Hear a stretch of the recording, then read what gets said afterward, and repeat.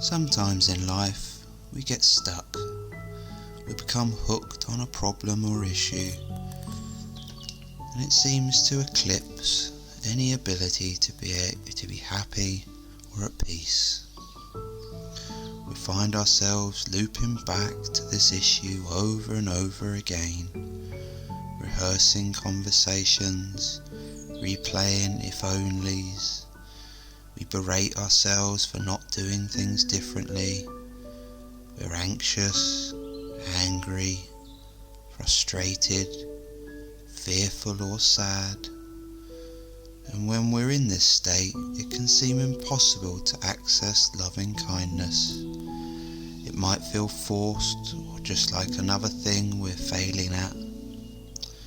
And yet, when we are feeling stuck, connecting to pure loving kindness is an extremely effective way to loosen our grip, come into the present moment, and open our hearts. Children and babies have an extraordinary way of bringing us into the present moment, because that's where they dwell. And there is no child or baby more impactful to your life than the one you used to be. There are a few ways of going about this meditation. You can try one and then move to another. They are interchangeable, and what works for you one day might not work the next, so play with them and feel what works best for you. So technique 1 is to think of an age when you felt the most wonder, the most innocence, the greatest joy. Who were you then? What did you look like? How did it feel to be you? Connect with the feeling of being that age. What excited you? How did you perceive the world then? Invite this younger you into your consciousness. Ask them to come as close to you as they wish. They might sit next to you, in your lap, or simply be in the room with you. Whatever comes up is what is right thing. Imagine how your younger self would perceive your current emotional state. How would they react to your suffering? If possible, imagine this younger version of yourself holding your hand, giving you a hug, or simply sitting in silence with you. How would they be around you? Step into your younger self. Imagine being younger you, holding space for present day you, not offering judgment or advice, being curious and compassionate. If you find yourself drifting into a story, gently let it go and return to the visualization. Come back to the feeling of how small you would treat adult you. The second technique is to allow your younger self to stay.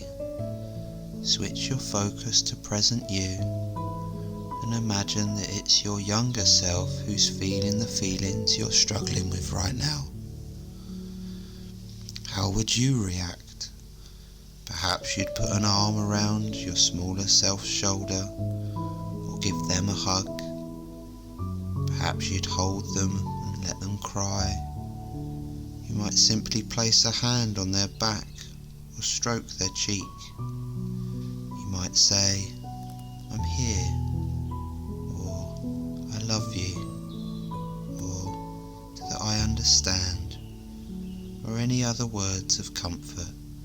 Allow yourself to be present for this small, innocent you.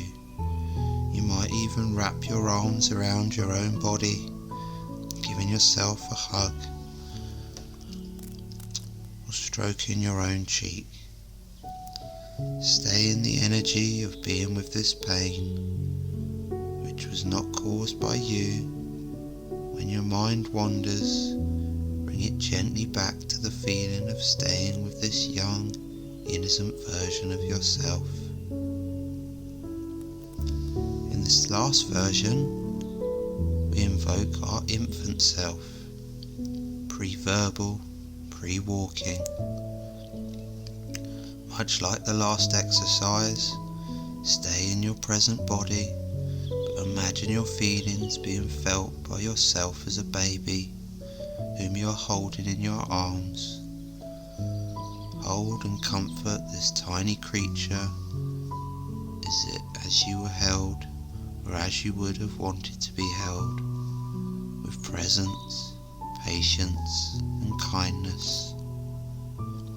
Sense whether your infant self wants to be rocked. Imagine how you would relate to this baby and their emotions, and to their expression of these emotions. Notice how this feeling in your heart and in your body. When you're ready, review what comes up for you and let the visualization go. Whenever we find ourselves struggling, we can always call on our younger selves. It doesn't have to be through formal meditation. We can invite them on a walk with us, to stand next to us, or to lie with us whilst falling asleep in bed at night. This is the beauty of love. It is always there for us.